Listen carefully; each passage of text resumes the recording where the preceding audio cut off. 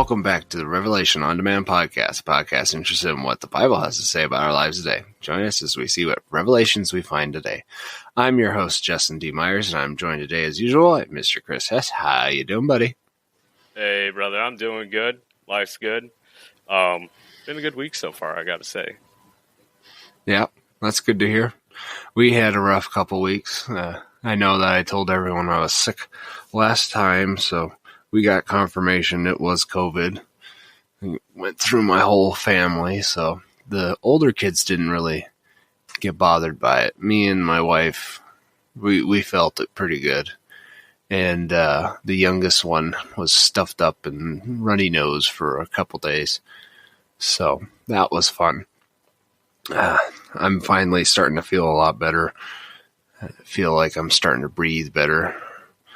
But my youngest kid got confirmed by test, and then I got confirmed by an x-ray and scared the crap out of my doctor because he wasn't expecting it.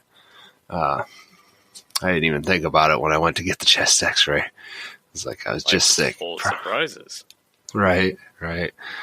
Yeah, so my dad actually had it too, and it caused a stroke, so any prayers for him? He's recovering quite well. It's good to see the progress he's making. We finally got him to agree to rehab, and he's going to be going to rehab today, hopefully, if he's not already there. So,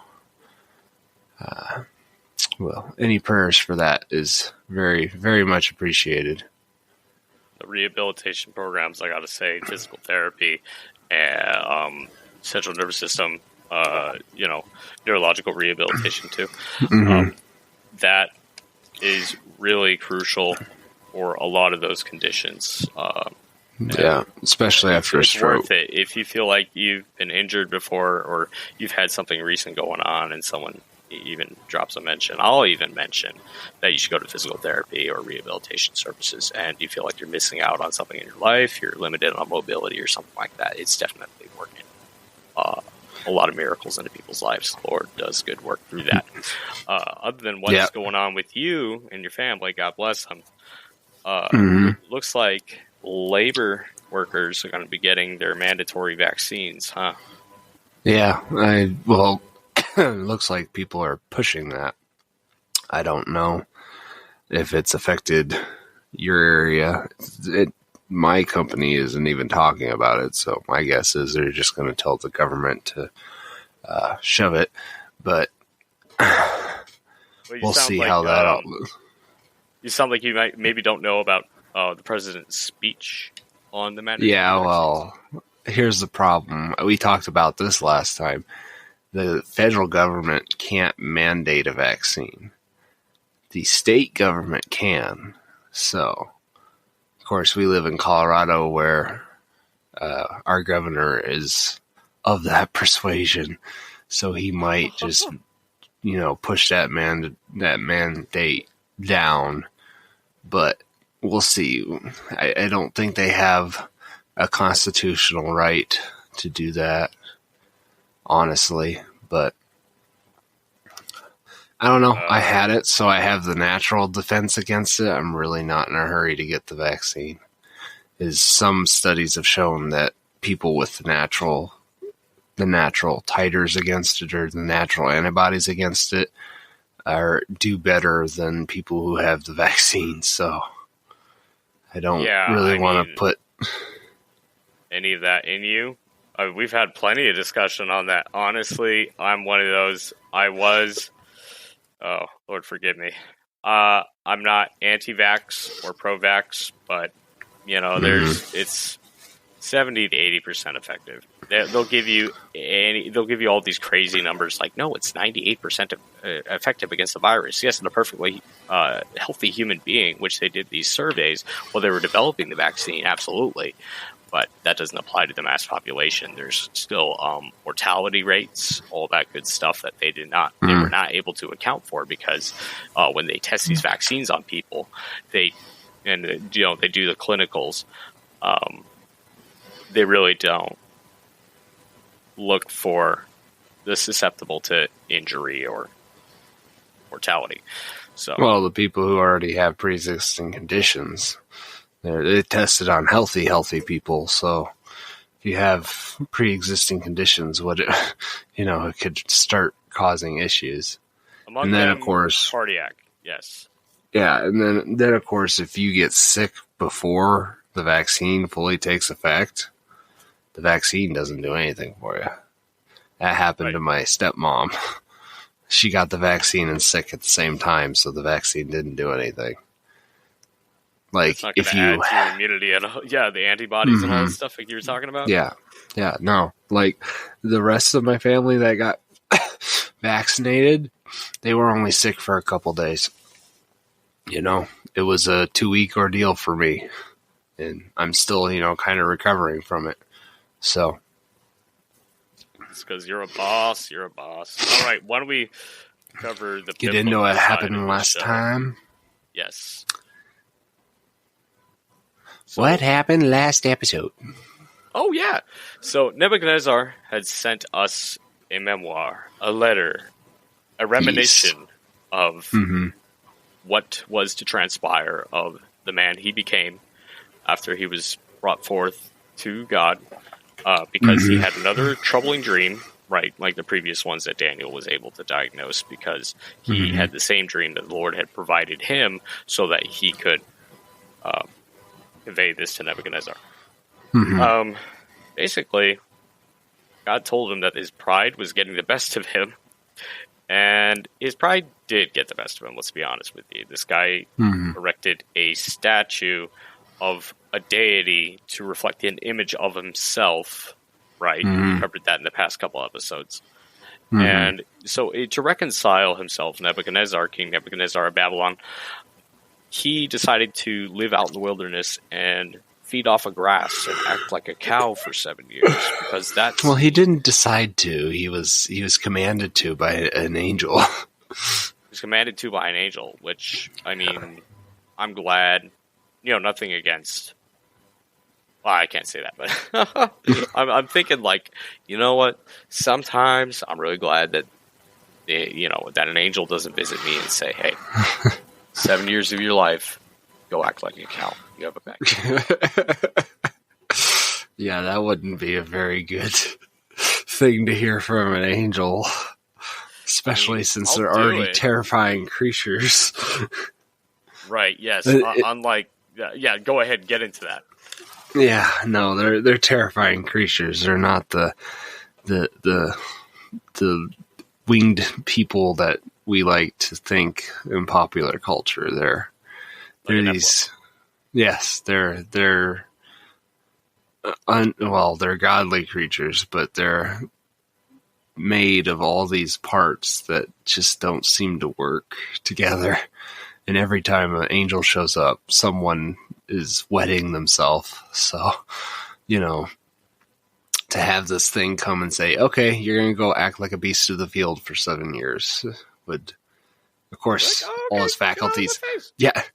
All his faculties left him. So at least he didn't have to choose to do that. It was just, he went crazy, as we called the last episode, the Crazy Cow King.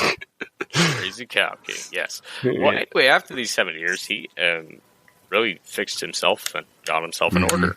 He was restored as the king of Babylon for his sit-in, and he humbled himself with believing in the true God, and that was something remarkable. And the fact that he documents this letter for thousands of years to be passed on, as just, it's truly something. He had, say whatever you want about the Crazy Cow King. He had dedication, and he learned for himself in a pretty harsh way of what it meant to be doing what he was doing. Yeah. So today we're going to go over Daniel chapter 5, which happens about 20 years after chapter 4. So there's been a few different kings. Nebuchadnezzar passed away and passed it on to his son, who got assassinated because he was a terrible king. And then it's been passed on a few more times. So we're like 4 or 5 kings from Nebuchadnezzar in only 20 years, which is pretty unstable. for the area. Take a powerhouse like the Kingdom of Babylon and see how frail, the leadership is, and just, Especially like after Nebuchadnezzar died, it's people are vying for power, left and right. So they're vying for power left and right. They have a mass population. They have a mass expansion. There's a saying that says, the stretch too thin. Mm-hmm. Right. Yeah. Right. So when we start this chapter, Babylon is surrounded by the Persian army, and this chapter takes place in less than 24 hours. Now, there's a new king on the throne that we'll talk more about here in a little bit, named Belshazzar. And you need to realize that that's not Daniel. Daniel's Babylonian name is Belteshazzar, so there's an extra sound in there. So don't let that confuse you. And this guy, Belshazzar, is not the actual king. He's the king regent. So he's ruling in his father's stead. And we'll talk more about that after our little chunk of scripture. Okay, I really hope that Belshazzar and Daniel, a.k.a. Belteshazzar, meet each other in one place. Like, hey, they will. Belshazzar, they will. What's your name? They will, and it's going to be quite interesting. Awkward. Oh, is it going to be good? Awkward. Yeah, it's going to be good. All right, I can't wait to read it. All right, so we're starting, by the way, in case you guys didn't know, this is Daniel chapter 5. All right, verse 1. King Belshazzar had a great feast for 1,000 of his nobles and drank wine in their presence. Under the influence of the wine, Belshazzar gave orders to bring in the gold and silver vessels that his predecessor, Nebuchadnezzar, had taken from the temple in Jerusalem, so that the king and his nobles, wives, and concubines could drink from them. So they brought in the gold vessels that had been taken from the temple, the house of God in Jerusalem, and the king and his nobles, wives, and concubines drank from them. They drank the wine and praised their gods, made of gold and silver, bronze, iron, wood, and stone. Alrighty. So we see this new king, Belshazzar. He is the son of Nabonidus, who is off on a conquest right now, I think in Turkey, from what I remember correctly. So he made his son king regent, so he's technically second in command of Babylon. So they're pretty sure that this family married into Nebuchadnezzar's family, one of Nebuchadnezzar's daughters, so that they would have legitimacy over the kingdom. And a funny thing about the word legitimacy ever again when talking about Nebuchadnezzar's daughter. That was why? I don't know. I'm just kidding. Okay. Well, anyways, so Nabonidus married one of Nebuchadnezzar's daughters, and possibly married his son to one of Nebuchadnezzar's other daughters at the same time. So this was in dispute for a little while, if Belshazzar was actually king at the time, but someone found more scrolls, which is always the case when it comes to saying the Bible's not telling the truth. Someone found a scroll that finally said, hey, Nabonidus was on a conquest, and he left his son, Belshazzar, in charge of Babylon during these times, and it lines up with the times that Daniel is writing about. So, oh, never mind. I take back that last thing I said. That is legit. That is official Bible documents right there. I love when we find that stuff. Well, it was some Babylonian record book that they found. But for the longest time, they couldn't find record of Belshazzar in the ancient, record books and stuff like that. So a lot of scholars would be like, well, this is obviously Daniel's making something up, when he hasn't made anything up so far. So as we talk, this random was note before you get on to the next subject. Isn't it interesting how those who dispute with the legitimacy or the factuality of the Bible, that they'll always resort to something like that, and then when you present them with contextual evidence, physical evidence, i.e., what do you call that? The sheet? archaeological evidence. Archaeological evidence. Well, we'll go with that. Sure. Yeah. So, like, certain artifacts and whatnot, they won't take that into account once you try to prove them wrong, right? Well, yeah, it's just interesting to me how every time there seems to be a hole in a story or something like that, we just have to keep digging or keep looking or keep researching, and we eventually find out that the Bible is right anyways. And they do too, and probably not so much of a good way, but it's just my opinion. Don't quote me on that. Yeah. Yeah. So, this is several kings after Nebuchadnezzar, as we talked about. And like I said, Nabonidus married into Nebuchadnezzar's family to legitimate his kingship.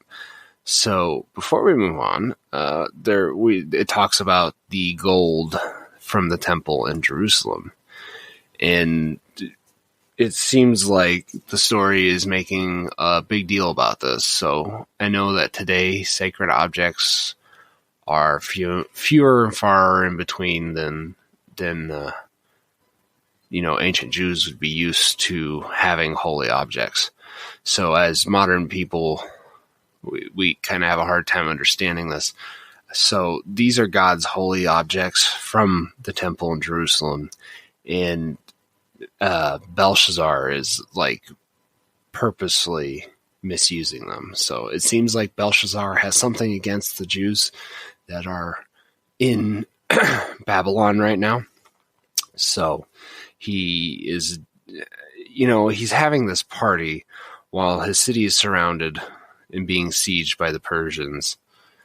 And now he's using the temple artifacts that are used for, ritual sacrifice and ritual cleansing and offerings and stuff like that for his party, for his guests. So I came up with an example that would be close to it. It'd be like if you've seen someone using your toothbrush to clean the toilet and they didn't know that you seen them do that. Bro. That would be the level of like disrespect Belshazzar is showing God right now. So you're offended? Yes. Yes, well, God was very offended too. So it's not to say that like sacred objects are really important today. It's more our bodies are temples now, so it's important that we treat our bodies well. But at this time, sacred objects, it was like we see Nebuchadnezzar. It was mentioned right away when he took over Babylon. He took these artifacts to his vault, his treasury, to be placed beside his God stuff. So like Nebuchadnezzar at least did the bare minimum of like not destroying it, not dishonoring it. He at least put it up there with his other God's stuff. So whereas Belshazzar is like, I don't like these Jews, so I'm going to disrespect their God. So this is a very, very intentional thing. It's not like Belshazzar is like, oh, we need more plates and cups for this party, so go find some. And someone's like, oh, let's use that. No, it was he ordered people to use this gold and silver utensils. And as we'll see, he even brought stuff like the lampstands into the party room. So like we're gonna see that God's not very happy about this. I see, like, in contrast already with you providing that information, Nebuchadnezzar was definitely a man that was driven by belief, regardless of how you put it. It seems like Belshazzar is like almost driven by disbelief. I don't know if it's disbelief. I think he just has a grudge against the Jews that are in Babylon. He seems to be racist. It's the only thing I can say. He as we see him interact with Daniel, he already treats him not well with the. Yeah, it's just this. You're a Jew. You're one of those slaves from Jerusalem. Like he's very demeaning towards Daniel. Of course, Daniel's not going to have anything of it because this young king is being like totally a douche, to use a harsher word, like. Sure, I think you're still on your medicine right there. It's like, I don't think so. Let's just throw that one out on the Revelation on Demand. Okay. What are we getting on? Well, he is, as we continue, you'll see. I'm not making that up. All right, fair enough. At that moment, the fingers of a man's hand appeared and began writing on the plaster of the king's palace wall next to the lampstand. Okay, so this is next to that lampstand. Plaster of the king's palace wall next to the lampstand. All right, that's what you were just talking about. I'm good. As the king watched the hand that was writing, his face turned pale, and his thoughts so terrified him that his hip joints shook and his knees knocked together. The king called out to bring in the mediums, Chaldeans, and astrologers.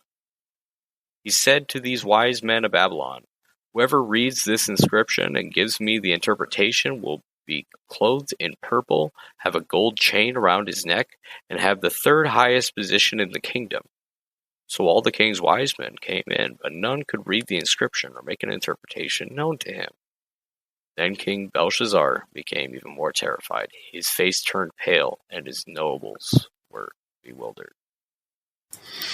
Yep. So right there, this is the story that gives us the saying, "Can't you see the writing on the wall?"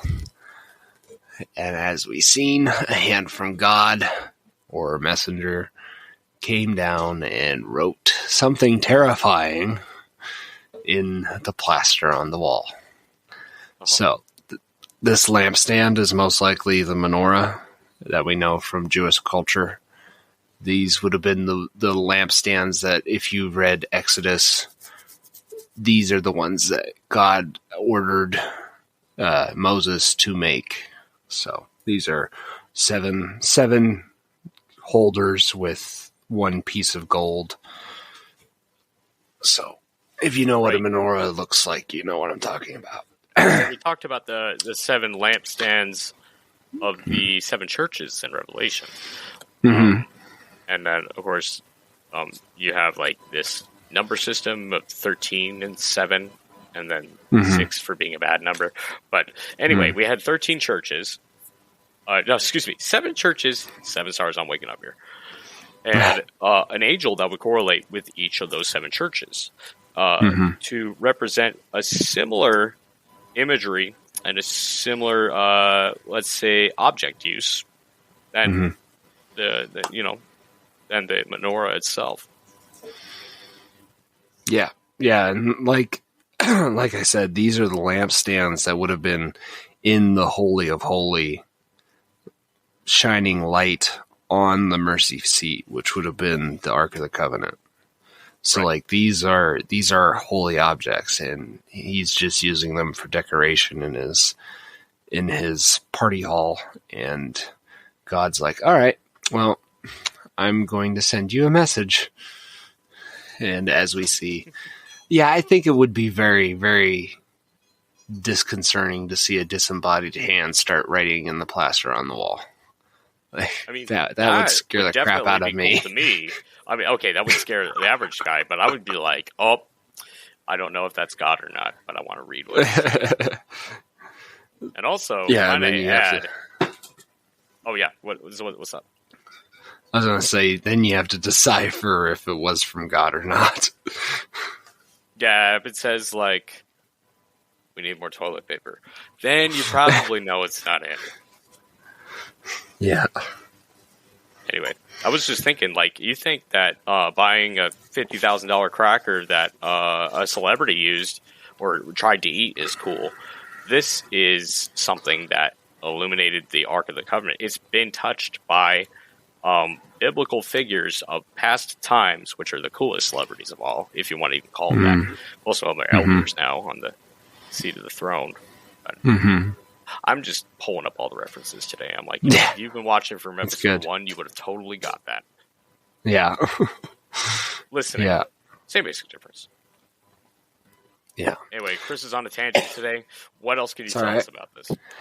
I was going to say, at this point, we're conditioned to expect the wise men to fail. So, we've seen with Nebuchadnezzar, the wise men, every time they were called in, were like, oh, I don't know. So this time we're expected for them to just fail. And then, of course, there's evidence here that he offers the third in the kingdom. That's talking about him only being second in command. So he can't give a position higher than third in the kingdom. So that ties back to him being Nabonidus' son and being put in charge by Nabonidus. Belshazzar can't read what is said on the wall, but he knows whatever it says is not good. And of course, if a disembodied hand shows up in your house and writes in your wall, it's probably not good either, whether it's from God or a spirit. A toddler. Well, if it's a toddler, it's probably just gibberish. So you don't have to be as scared by that. Unless they're like my ancestry. Unless they're like scratching the plaster off the wall, then maybe you should be worried about that. I would be incredibly concerned. I'd be like, oh my God, you're going to get the drywall under your nails. Come over here. Or in the carpet. Sure yes. There's drywall on the carpet now, thank you. Another mess I have to clean up. So you're 4 kids in, so I guess I don't have to. Yeah. So, most likely this was either Hebrew or an ancient dialect that only a prophet would know. So, as we see, Daniel will be able to interpret it. Because it's in a language he knows. What were you saying? I was just laughing at that you're saying it's another spoiler alert.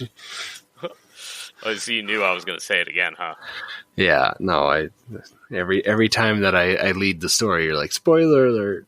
So I'm sorry, Chris. These stories have been around for so long. If you don't know what's going on, spoiling it doesn't make it any less powerful. You know, it's also powerful. What? The fact that we both forgot to put our phones on silent. Yeah, I know. You heard that. This is on the show, folks. See, okay. Yeah.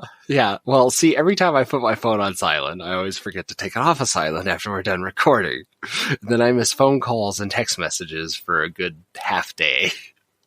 See, there you go. I do the same. So, yeah, well, that's powerful. Let's continue. We have mimicking behavior, similar behaviors. It's our brotherly love, our spiritual connection. All right. There you go. Starting at verse 10. Because of the outcry of the king and his nobles, the queen came to the banquet hall. May the king live forever, she said.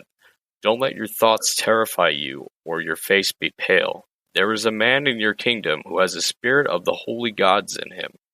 In the days of your predecessor, he was found to have insight, intelligence, and wisdom like the wisdom of the gods. Your predecessor, King Nebuchadnezzar, appointed him chief of the diviners, mediums, Chaldeans, and astrologers. Your own predecessor, the king, did this because Daniel, the one king named Belteshazzar, was found to have an extraordinary spirit, knowledge, and perception, and the ability to interpret dreams, explain riddles, and solve problems.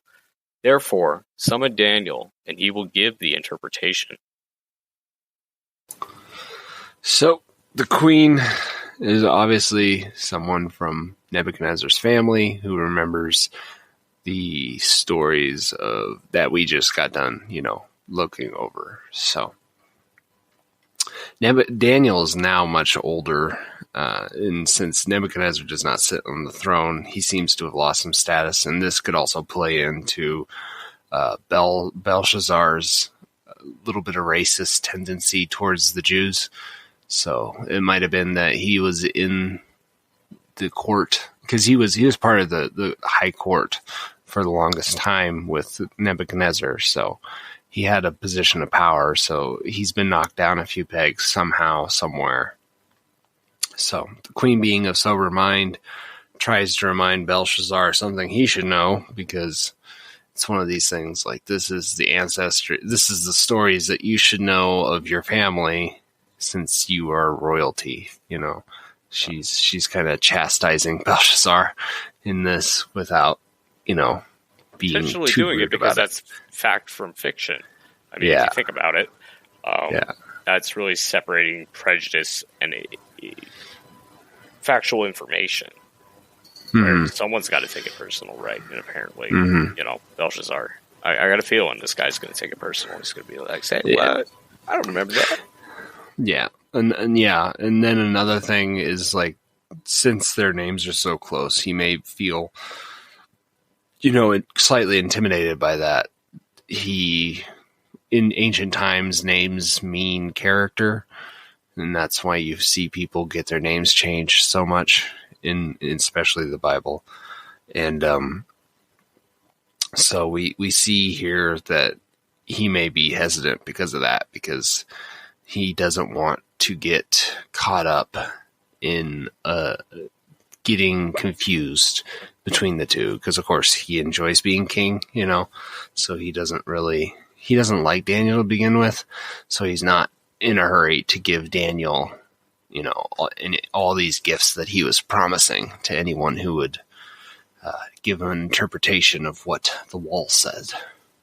Right. Which is only going to make Daniel more popular. I mean, let's be real. The people are talking about, you know, all these people are at the party. They're like, "Who's Belshazzar? I like Belteshazzar."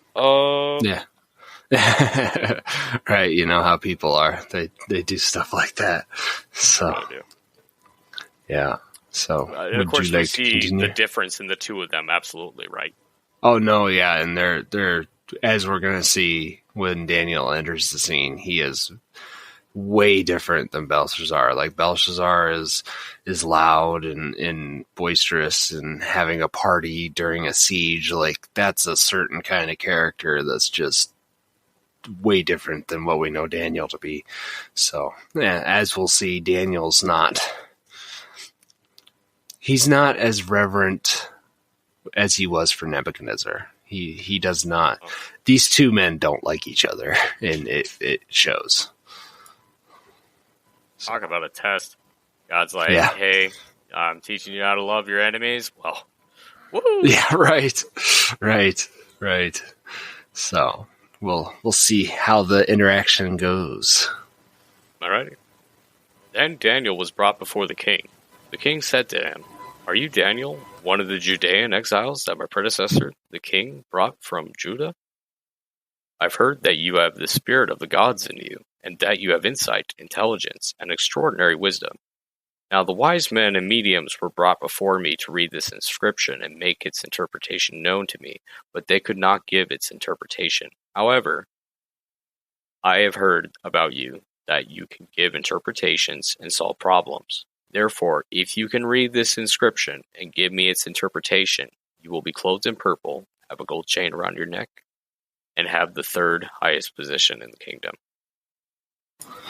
So, right off the bat, Belshazzar is like, "Are you Daniel, the one of the Judean exiles my predecessor brought from Judah?" Like, he's specifically reminding Daniel that he is a Jewish exile. Like, and at this time, there would have been that division still in Babylon of original Babylonians, the people who have assimilated, and then the Judean exiles. So we see him like pointing that out, and then he's like, "I've heard of your exploits, so I'm going to try and bribe you to do what I want you to do." And of course, Daniel in the next section is like, "Yeah, keep your stuff.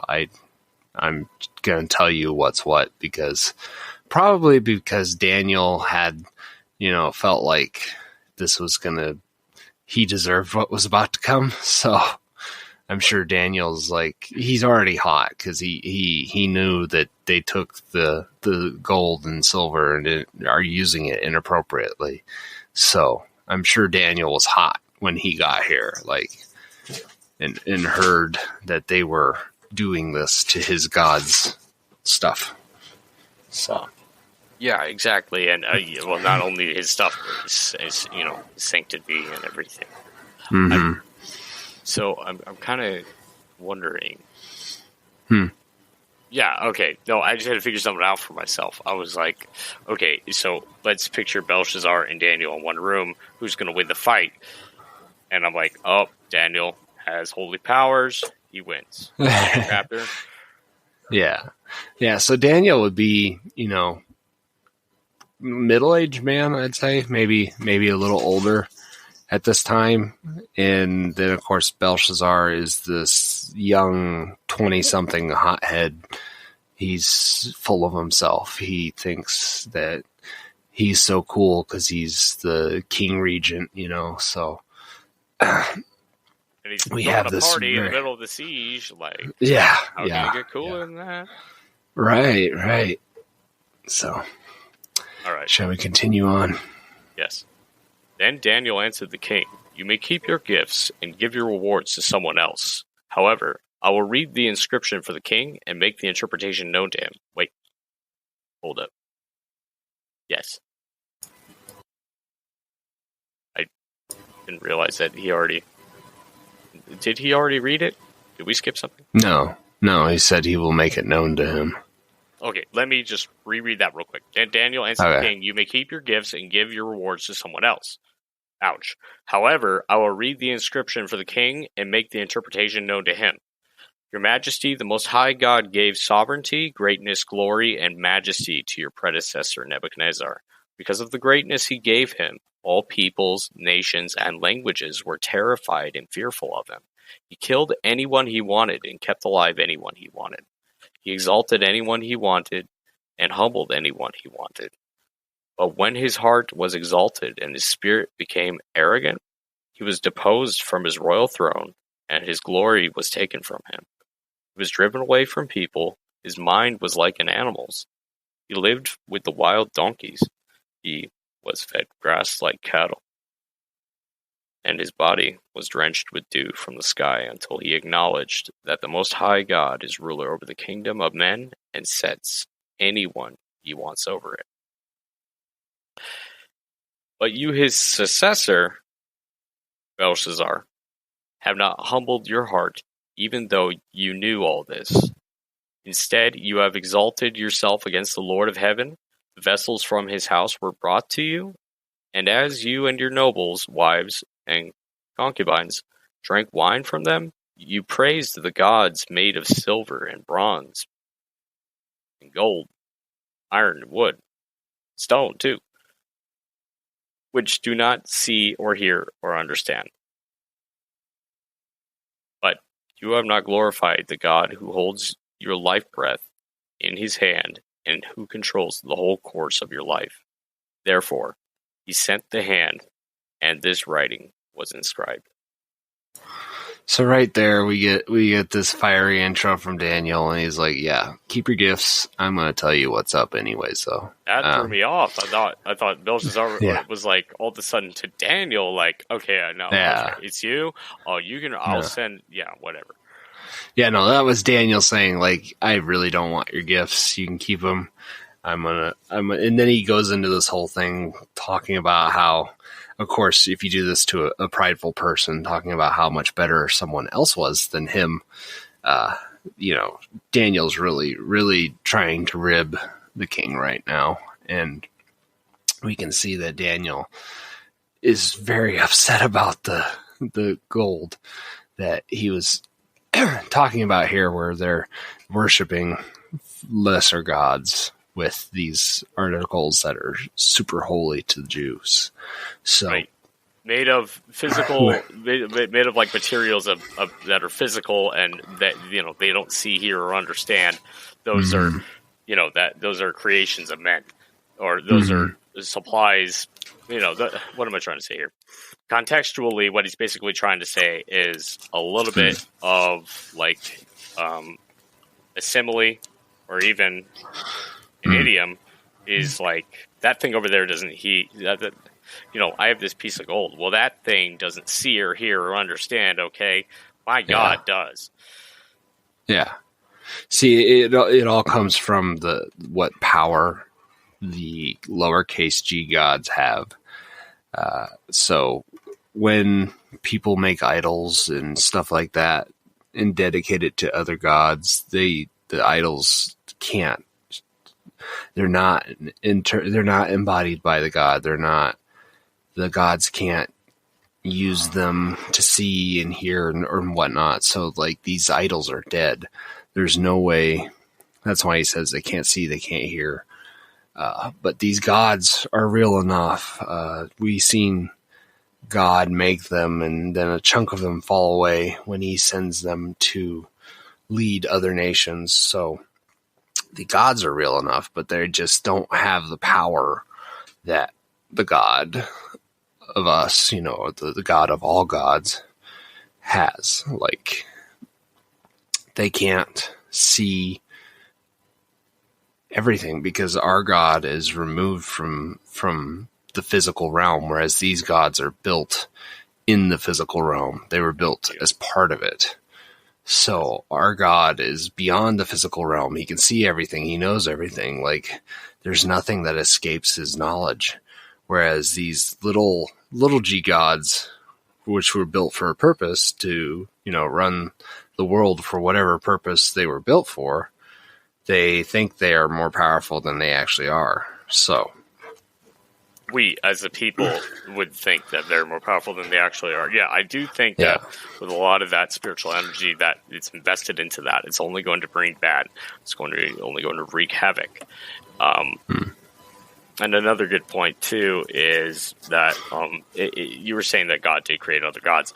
I would say that God created the OG spirits, and that, or we've also characterized them as daemons. Daemon is we've gone over this before, is a generalized term for a spiritual being, not necessarily a spiritual entity, but debatably speaking, a lot of these original entities could be perceived to us and interpreted and felt as a deity, and one that would be, overwhelming or becoming of a god itself or our own god, and that is where you draw a lot of that idolism.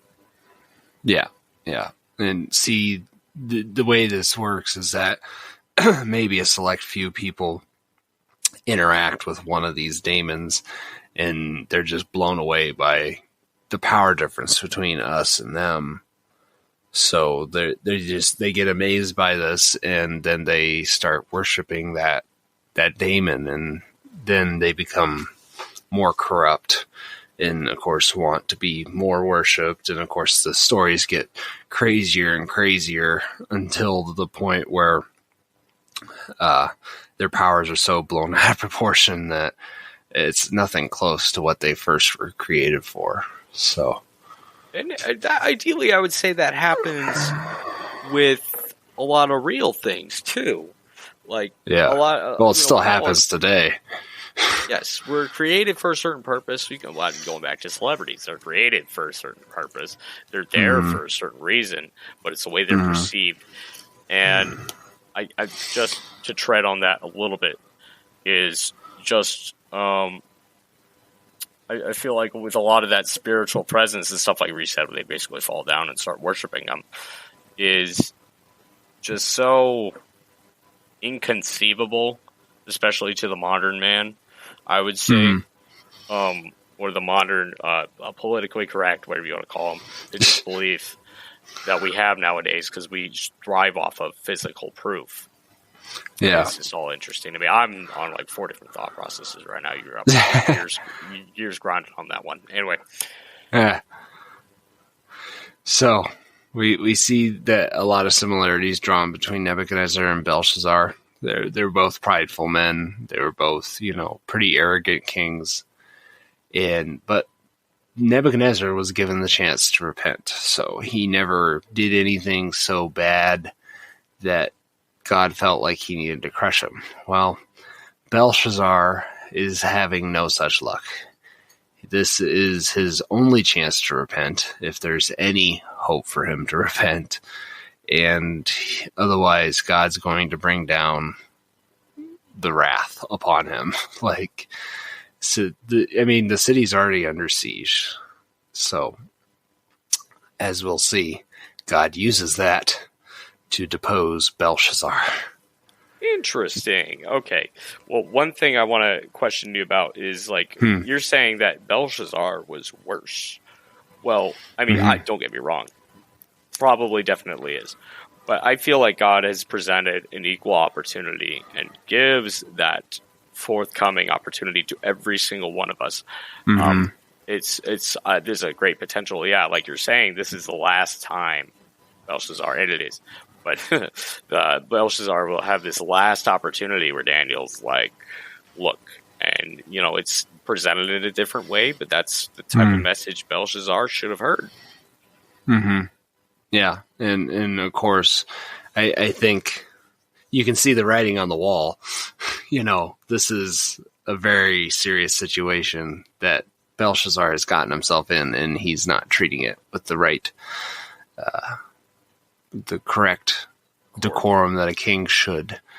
So we see Nebuchadnezzar, when he had dreams, he was properly freaked out by that.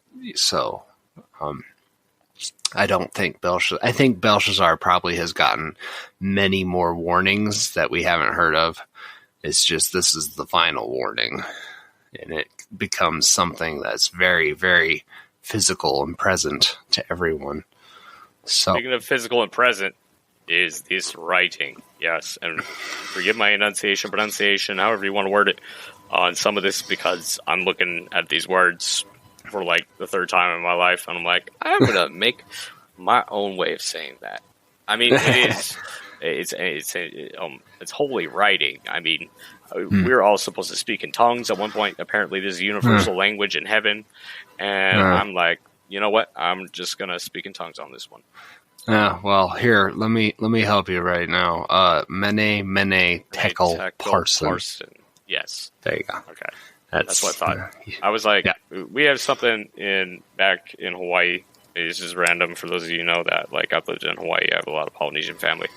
We have something called the Menehune, and that's totally way separate from what we're talking about right now. I mean, that's like a mythical, forest, very short person that there's hundreds of them, and they build stuff. Anyway, pretty cool story, but I'll get into that some other time. You just email us. Maybe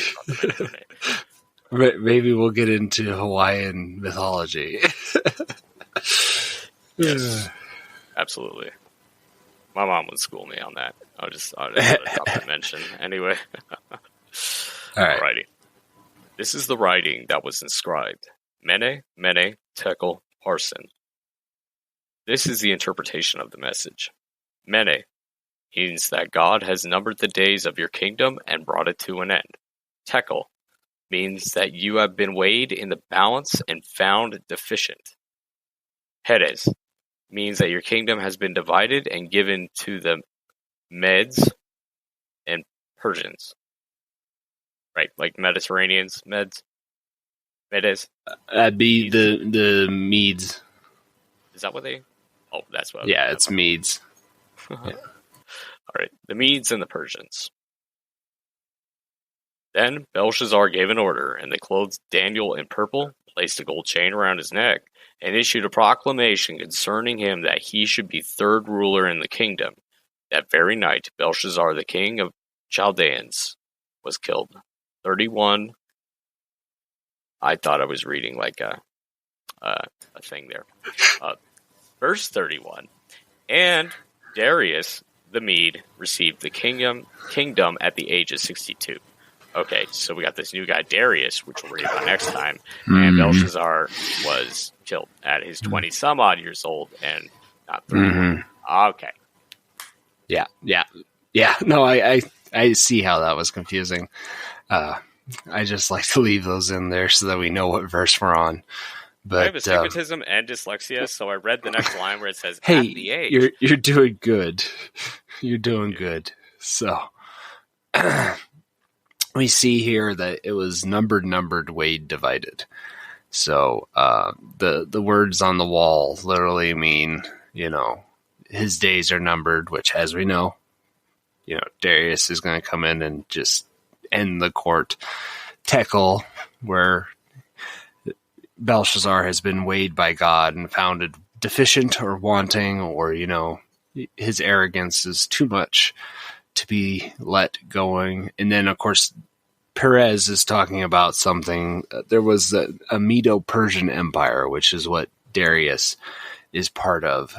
And so this is that two headed or two divided government that we were talking about. If we go back to the statue that was talking about the chest of silver, the two arms. So we have the Medes and the Persians. So we see prophecy becoming reality right here in the text, where Daniel predicted that the next empire would be a dual-natured empire, and that's where the Persians and the Medes come from. So that's something really cool to see. And then Daniel was given the reward anyways, but it was like he was third highest in the kingdom for a few hours. Like, it's one of those things. I'm sure Daniel just on his way out of the throne room just threw the stuff off and, went home because he knew what was going to happen. So, interesting enough, I believe this was the siege where the Persians blocked up the river upstream and then walked in under the water gates. Nice. And then took over the city. So that was a pretty Persians, cool. Man. Tactical, efficient, deadly. Yeah. And they took over the city pretty quickly. They deposed Belshazzar and, of course, did what you do to kings when you depose them. Yeah. Long live the king as you raise his head on a pike. And we meet another brutal king that will be in the next few chapters. The Daniel in the Lion's Den, I believe, is an actual next. warlord, right? He's a warlord. Yeah, no, he's more like Nebuchadnezzar was. So Nebuchadnezzar was more like I don't consider Nebuchadnezzar to be a warlord. I consider it to be like a volatile tyrant. Then you get party boy, and now you get the warrior, a warlord. Yeah, so we'll see that Darius actually takes a liking to Daniel quite quickly. So, yeah, we'll see that in the next chapter. And in fact, if you know your Bible well, Daniel chapter 6, I believe, is Daniel in the Lion's Den. So, I knew that. That is the story we are going to cover next time. I was waiting for this story to come up. I mean, I think last time I heard anything about it, I was younger and there was a cartoon on it. I was like, oh, okay. I was like, this is really, who's this guy and that guy? Now I know all of it. Wow. Yeah. I feel so it's kind of crazy how many important stories come from Daniel and how many important stories are well known from Daniel. Out of all the books of the Bible, there's probably, we have the handwriting on the wall, we have the furnace, we have the Lion's Den, and there might be one more that's quite well known. So just to have 4 stories that most people who are familiar with Christian,